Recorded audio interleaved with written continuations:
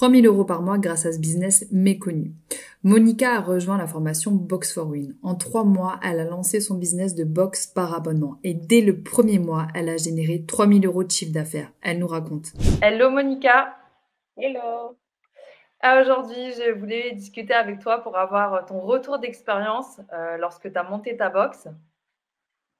Ok. Combien de temps est-ce que ça t'a pris de créer ta box?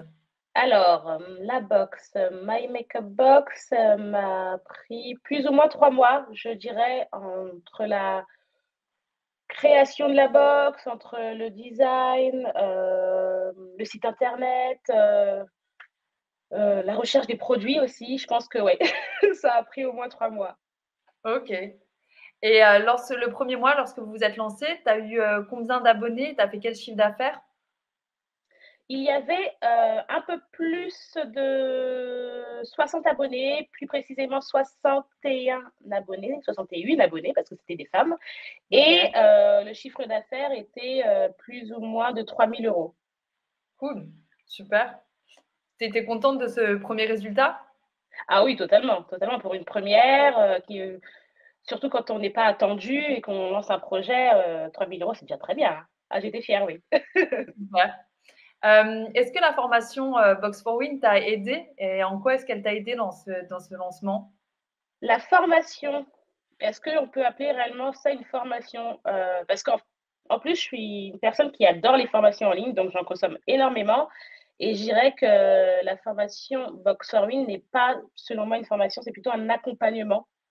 On est sur un plan d'action clé en main pour avoir un maximum de résultats. Ce qui est génial, c'est qu'on peut interagir avec toi sur tous nos questionnements parce que effectivement, quand on se lance, on en a plein. Donc, euh, j'ai trouvé ça top. C'est,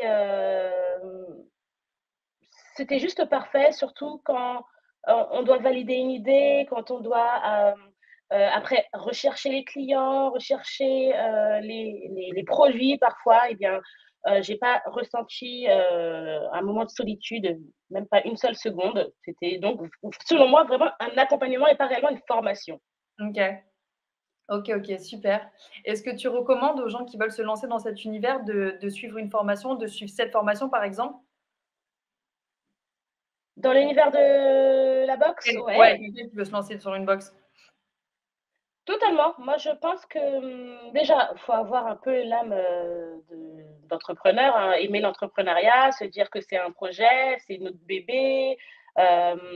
Et je recommande à 100% la formation parce que il y a, au-delà de l'accompagnement que j'ai ressenti, moi, j'ai aussi senti qu'il y avait le moyen d'avoir un projet qu'on pouvait faire évoluer. C'est-à-dire que être dans le domaine de la boxe, ça permet d'avoir un projet qu'on peut même décliner en marque parce qu'on voit les chiffres d'affaires évoluer. Si on est vraiment concentré, on peut savoir quel chiffre d'affaires on va pouvoir faire les prochains mois. On peut mettre des plans d'action, on peut même se faire aider, déléguer certaines choses pour faire grossir le projet et peut-être même si on a beaucoup d'ambition et je vous le souhaite, se faire racheter, ça serait Ouais, génial. ouais, c'est un business Donc, qui se fait pas mal racheter, c'est vrai. ouais, ouais, donc ouais, je conseille à 100, lancez-vous, surtout si vous avez une idée qui vous plaît et qui va aider les gens de toute façon. Si on arrive à aider les gens, c'est sûr que ça fonctionne. Ouais, je te rejoins totalement. C'est une clé de base, c'est de partir sur le besoin de quelqu'un et d'apporter une solution. Ça, c'est clé numéro un pour faire un projet qui effectivement se lance vite. Ok, Ouais. bah top, top, top. Est-ce que tu as un conseil ou un partage, quelque chose à donner aux gens qui se questionnent, qui sont là sur le seuil de l'hésitement avant de se lancer? Ah bah, mon seul conseil, c'est le passage à l'action. Sans ça, on ne fait rien de sa vie, hein. Ok. Donc, croyez en vous, passez à l'action, ne perdez pas de temps parce que après on est facilement découragé en voyant les autres, des concurrents qui se lancent et on se dit: «Moi, pourquoi moi je l'ai pas fait en même moment?» Vraiment croyez en vous parce que vous allez avoir du beau résultat. de beaux résultats. Quand on lance un projet, souvent, on a envie de faire les choses à la perfection et parfois être perfectionniste ne fonctionne pas. Faut aller de l'avant, quitte à après réajuster les choses.